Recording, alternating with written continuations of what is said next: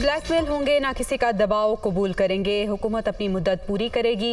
मुल्क में आम इंतखाबात मुकर्ररा वक्त पर ही कराए जाएंगे। नवाज शहबाज मुलाकात में इत्तफाक। लंदन में वजीर आज़म और नून लीगी कायद की मुलाकात।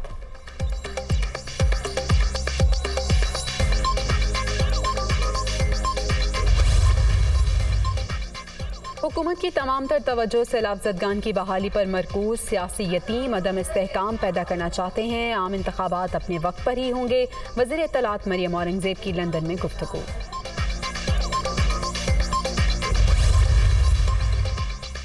और फौरी इलेक्शन तहरीक इंसाफ की नहीं, मुल्क की ज़रूरत है। आवाम की हिमायत हासिल। इनकलाब हमारी दहलीज पर दस्तक दे रहा है। पुरअमन इलेक्शन के जरिए रास्ता फराहम किया जाए। इमरान खान की पंजाब काबीना के अरकान से बातचीत।